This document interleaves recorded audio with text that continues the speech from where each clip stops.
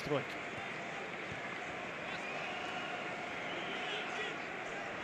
Byram getting forward on this right-hand side. Stepping that away. He's lost it. Aronson.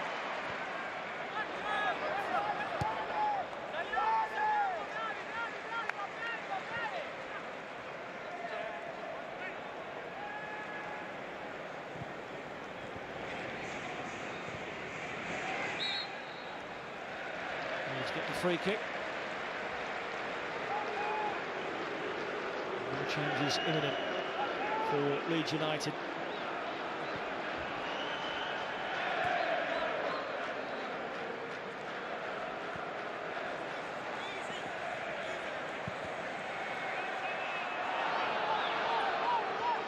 It's going to be 3 this time.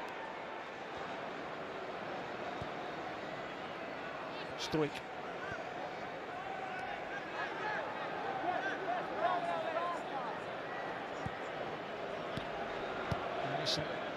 Bio and Ramazani are the trio. They're just getting their final instructions from Daniel Farker and the Leeds coaching staff. And Struik comes forward. Goodmanson and Monto let it run nicely, but couldn't hit the target with his drive.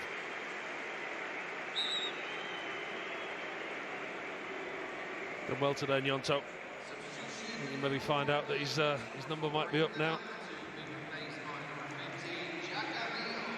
They're going to do well to take off Ampadu, who's already sat on the bench, I think. I think it might be Pascal Struik that's looking to come back.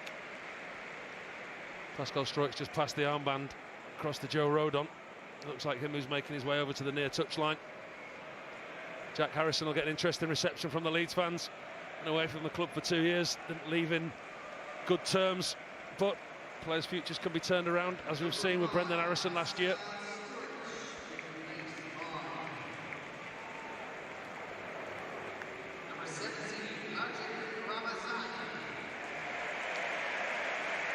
Big round of applause for Laji Ramazazi, the Belgian.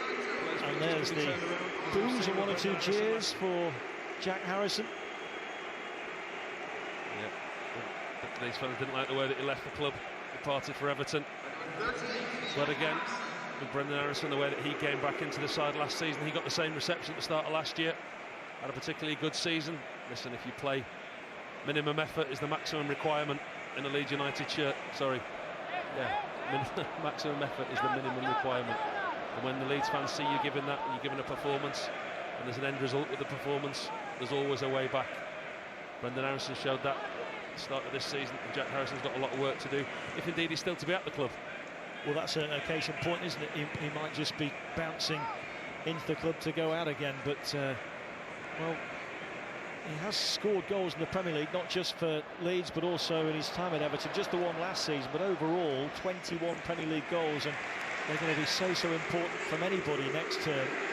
But certainly being told in no uncertain terms by a proportion of the Leeds support here today that he's not the most popular player around today. And the fact that the manager's just brought him on at left back suspects that he may not have much of a future, in all honesty. Not his favourite position, let's just say. Beale also could be the new signing, Bijou, coming on. I think he's having lack of minutes today. I think he's suspended, isn't he, for the first game of the season. Obviously there's a reason there why he hasn't been given more of an opportunity to play today, because he's ineligible to play against Everton.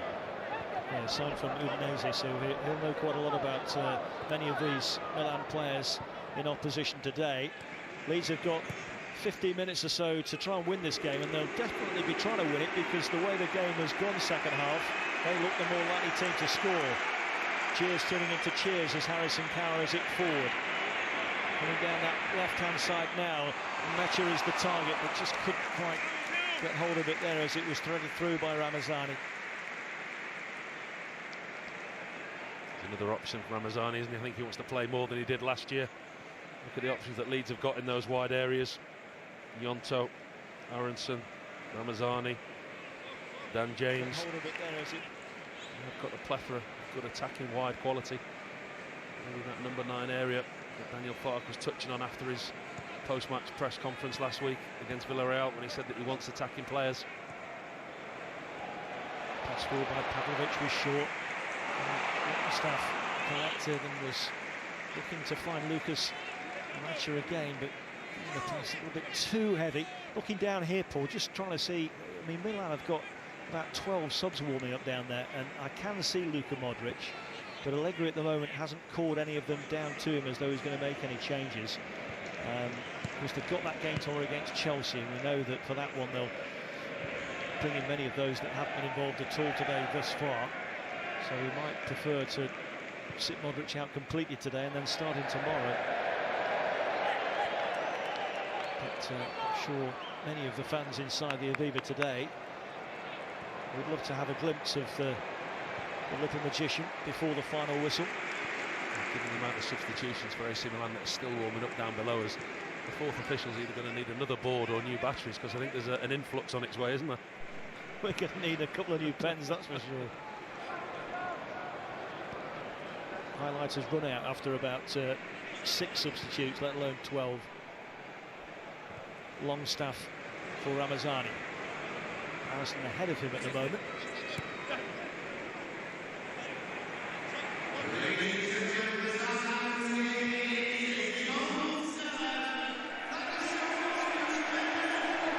Sure, you can hear that over the effects mic. A sellout here, magnificent crowd. To put that in perspective, for the recent international games that Ireland have played here, there were 40,000 for the game against Bulgaria in March, 32,000 for the game against Senegal in June. Last sellout here was last September in the Nations League when England were the visitors. Must be every time that I turn up, that must be what it is. I was here for that game as well. But no, it just shows you the power and the pull of Leeds United, doesn't it? Such a huge club. And it also adds weight to the conversation about the redevelopment of Ellen Road. I mean, it's a fantastic old stadium, a historic, nostalgic old stadium. So many personal memories that I hold there, but so many memories for the club. But actually, it's got to move with the times. And I've always said it, if Leeds had a 50, 60, 70,000 seater stadium, however big that stadium was, it would always be full. And even here in Dublin, this just shows you the size of this football club, that they can fill a stadium in a different country. Can they win the game? Got another corner, Stack's delivery. On top for Ramazani. Now for Harrison. Patiently for Stack. Back for Harrison. This would be a story, wouldn't it, if he was involved in the winning goal? A story yet to be written, though.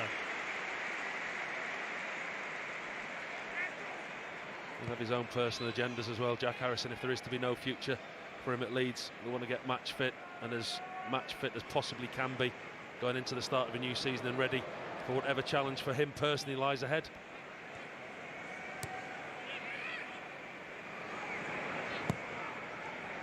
You've just uncapped 4 pens. I'm getting worried what's going on that sub bench. Well, I can tell you that Milan are going to bring on at least one, but Allegri is calling down to those in the corner.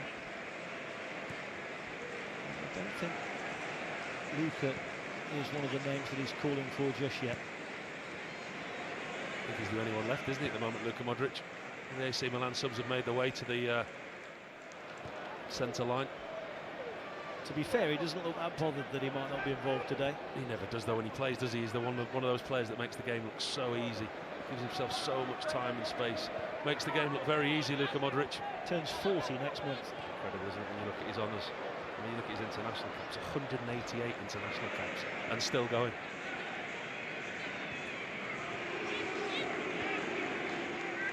It says that part of the attraction to join Milan was that one of his heroes is Slavomir Boban, who was part of the Milan side that was so successful in the 90s, helped them win the Champions League in 1994. Yes, Lucas, good!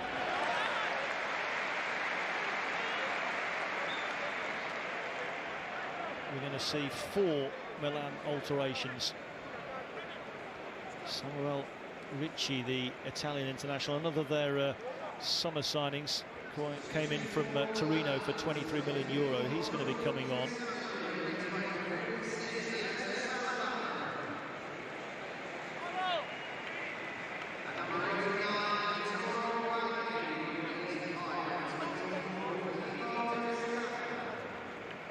Torriciano, the 22-year-old, is also being introduced.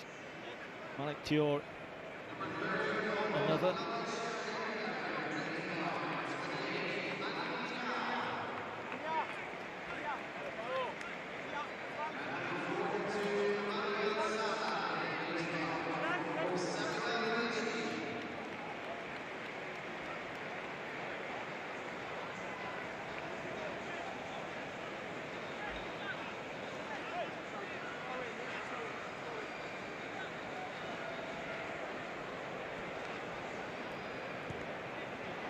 Looking now down at the formation for AC Milan, pretty much stayed the same.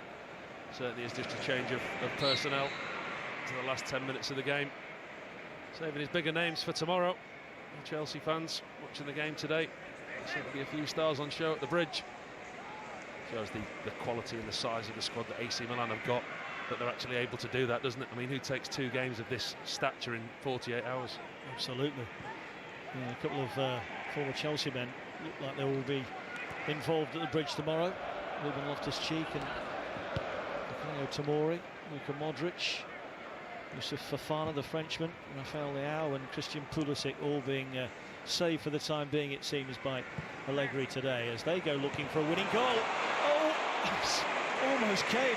Carl Darlow, who's had absolutely nothing to do since coming on at half-time, almost beaten by that close-range header. But it stays 1-1. It was Sia who got in. He's just come on the pitch as well, hasn't he? Got himself in behind the fullback, Sam Byram. Decent ball in, simple ball in. Made a mess of that one, Carl Darlow.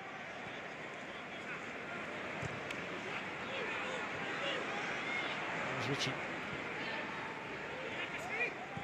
Mr. Pina.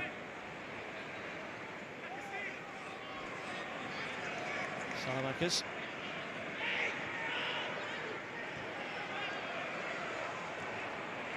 Comes Gruev. He's managed to clear it, and he has conceded a free kick. Concentration now for Leeds. I say about the nature of the friendly, but the result is all important. Confidence going into that next week. If they'd have got beaten here today, you ask the manager, is it important? He'd say no, it's a pre-season friendly. You get a result against AC Milan the week before the season. It's a confidence builder going into the season. I think the result is important for confidence for Leeds. Concentration and get to the 90 minutes. Went for it. Don't think he got any kind of touch though. You must have been in this situation, I'm sure, in your career, Paul, where you just don't see the ball at all for the best part of 30-35 minutes or so. I'm sure it'll happen a couple of times, surely.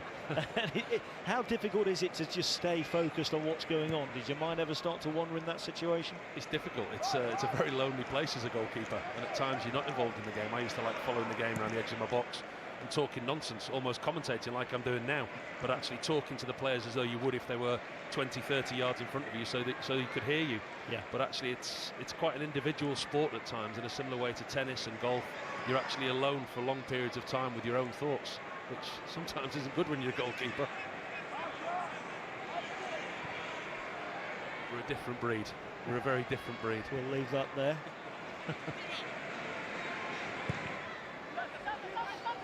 Johnson, lovely flick on. Knew that Byron was arriving. Here's Nemecha.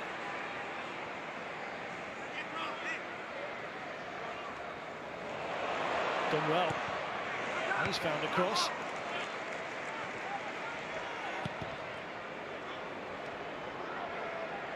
An under clearance that Longstaff gets a toe to, and Leeds have it back.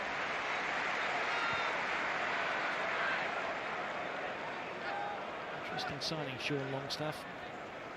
Very much part of the furniture at Newcastle for so long. Over 170 appearances for them over the years, but felt that it was time to move on. Was given a heavy hint by Eddie Howe that was the case. And of course, £12 million brings a lot to the table, doesn't it? It was a really good signing. Premiership experience, a really good age, and a player, as you say, with something to prove. Comes into the Leeds United side today behind Tanaka, and it gives him that little bit more encouragement, a little bit more, you're going to have to work for your shirt. I think that's something that Daniel Farke wants. He's looking for Nemecha. That was a difficult ball to control. Harrison. Ramazani.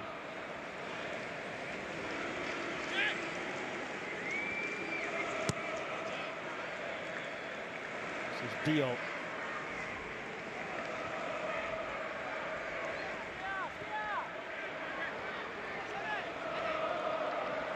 One last change for Leeds, and it's going to be the youngest of the bunch, another from the Gray family. Harry Gray is going to be coming on very soon, probably now actually, as Gruev goes down and Leeds get a free kick.